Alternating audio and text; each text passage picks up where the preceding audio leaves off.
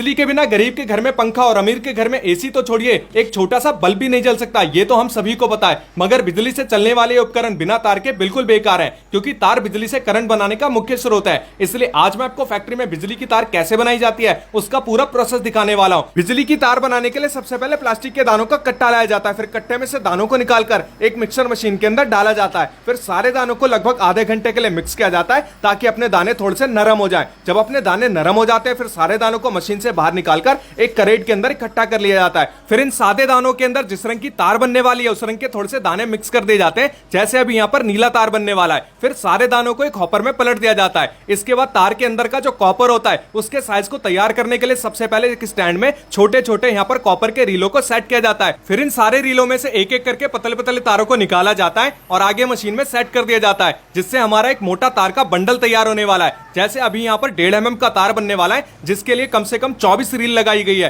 तो ये देख सकते हैं मशीन में इस तरीके से सारी पतली पतली जो रीलें होती हैं वो आगे बढ़ती रहती हैं, जिससे हमारा एक मोटा पूरा बंडल बनके तैयार हो जाता है। जब अपना बंडल बनके तैयार हो जाता है इसे मशीन से बाहर निकाला जाता है। फिर इस बंडल को उठा के एक दूसरे वाले स्टैंड में सेट किया जाता है। इसके बाद यहाँ से तार बनाने का जो मेन प्रोसेस है वो भी स्टार्ट हो जाता है, जिसके लिए भैया ने तार के बंडल में से तार को निकाला है और इसको तार बनाने वाली मशीन के डाई में सेट कर दिया है। जिस भी साइज की तार बनने वाली होती है उसी साइज का यहाँ पर डाई भी सेट किया जाता है और इसको हॉपर वाली मशीन के साथ जोड़ दिया गया है। फिर इसके नीचे हीट लगा दिया जाता है। अब इस कॉपर के तार को एक पुराने वाले तार के साथ जोड़ा जाएगा, बांधा जाएगा, ताकि इस कॉपर के तार को आगे खींचने में मदद मिले। फिर डाई को अच्छी तरीके से हॉपर वाली मशीन के साथ जोड़ दिया जाता है। मशीन का सारा सेटअप होने के बाद कॉपर के ऊपर जो प्लास्टिक होता है उसको चढ़ाने के लिए सबसे पहले मशीन में से प्लास्टिक का एक वेस्ट निकलता है, जिसको तोड़ के अलग कर दिया जाता है। फिर प्लास्टिक का जो सही शेप होता है वो कॉपर के ऊपर इस तरीके से चढ़ने लगता है और पीछे से भी मशीन को चालू कर दिया जाता है, जहां से अपनी कॉपर की जो तार होती है वो इस तरीके से मशीन में आगे बढ़ती रहती है और प्लास्टिक के साथ मिक्स होकर तार का शेप लेती रहती है। अभी आपको लग रहा होगा कि तार के ऊपर जो ये नीली प्लास्टिक है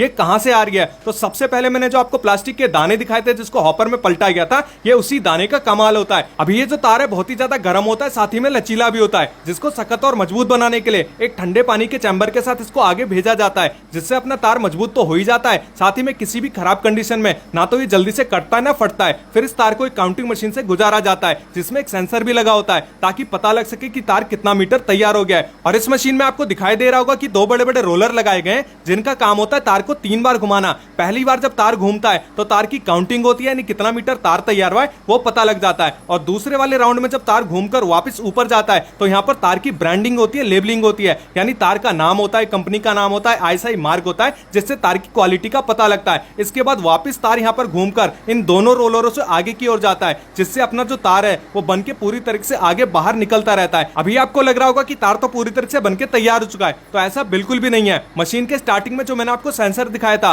वो सेंसर मशीन में तय करता है कि कितने मीटर का यहाँ पर तार बन चुका है। उसके बाद मशीन में एक बजर बजता है, जिससे भैया को पता लग जाता है। फिर भैया आते हैं, फिर तार को काटकर अलग कर देते हैं। फिर जितना भी अपना तार तैयार होता है इसका बंडल तैयार करने के लिए भैया इसको बंडल वाले डिपार्टमेंट में भेज देते हैं, जहां से इसका बंडल तैयार होने वाला है। और जितना भी मैंने आपको प्रोसेस दिखाया था ये प्रोसेस सबसे ज्यादा आसान होता है, यानी इसमें कुछ नहीं करना, सिर्फ तार का बंडल तैयार करना है। मशीन के अंदर इसको लगा दो और तार अपने आप बंडल बनके तैयार हो जाता है। 90 मीटर का यहाँ पर एक बंडल तैयार किया जाता है और जब बंडल तैयार हो जाता है इसके ऊपर लेबलिंग की जाती है, ब्रांडिंग की जाती है और 4 हिस्सों में इसको बांध दिया जाता है। इसके बाद मशीन से इसको बाहर निकाला जाता है। अब इसको पैकिंग वाले डिपार्टमेंट में आगे भेजा जाएगा। तो आज मैंने आपको दिखाई कि आपके घर में इस्तेमाल होने वाली बिजली की तार फैक्ट्री के अंदर कैसे तैयार की जाती है। तो अगर आपको वीडियो पसंद आई है तो वीडियो को लाइक करिए, कमेंट करिए और अपने दोस्तों के साथ जरूर से शेयर करिए। और ऐसी और वीडियो देखने के लिए हमारे चैनल को भी फॉलो कीजिए। Thank you.